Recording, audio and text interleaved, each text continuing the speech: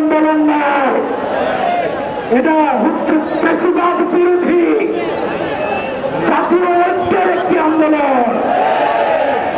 বাংলাদেশ আজকে দুই ভাগে বিভক্ত, এক হচ্ছে বাংলাদেশ পন্থী, আরেক হচ্ছে ফ্যাসিবাদ পন্থী।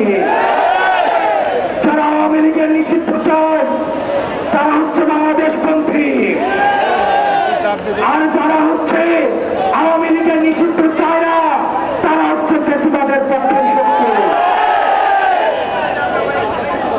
প্রিয় সংগ্রামী সহযোদ্ধা, ইতিমধ্যে আপনারা জেনেছেন আমরা যখন প্রধান উপদেষ্টার বাসায় আমি খেলা করতে যাই, তারপরে আমার সাথে তৎক্ষণাৎ সংহতি প্রকাশ করে এনসিপি, জাতীয় নাগরিক কমিটি, জুলাই আহতদের বড় অনেকগুলো group, Inqilab Mancha, AB party, Labour party, UP Bangladesh, July Oikya, গণতান্ত্রিক ছাত্র সংসদ, খেলাফতে মজলিস, জামাতে ইসলামী, হেফাজত ইসলামী আন্দোলনের নেতৃবৃন্দ, ছাত্র শিবির, ইসলামের ঐক্য জোট, জামাতে উলামায়ে ইসলাম, বাংলাদেশি খেলাফতে মজলিস, জুলাই মঞ্চ সহ অসংখ্য ফ্যাসিবাদ বিরোধী শক্তি আমাদের সাথে একাত্মতা ঘোষণা করে।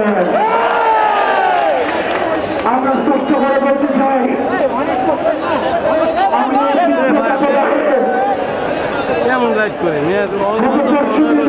রাস্তায় রয়েছি, আমি যে কোনো সময় অসুস্থ হয়ে যেতে পারি। আমি আপনাদেরকে বলতে চাই, কোন ষড়যন্ত্রের চাপে পড়ে আমার মুখ থেকে যদি পার করা হয়, এই আমি আন্দোলন প্রত্যাহার করেছি, আপনারা নিজের আন্দোলন চালিয়ে যাবেন। আমি স্পষ্ট করে বলতে চাই, যতই ষড়যন্ত্র আসুক, যতই প্রসার আসুক, যতই বিভক্ত আসুক, আমাদের এই জুলাইয়ের ঐক্যভূত শক্তিকে আলাদা করতে পারবে না।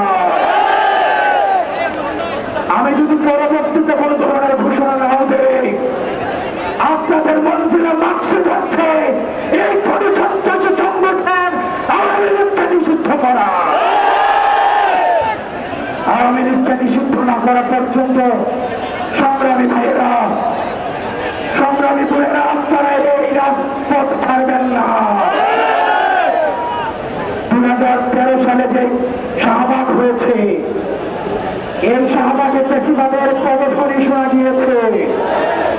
আমরা এই শাহবাগ থেকে ফ্যাসিবাদের পতন ধ্বনির আমরা কফিনে শেষ পেন একটা মারব।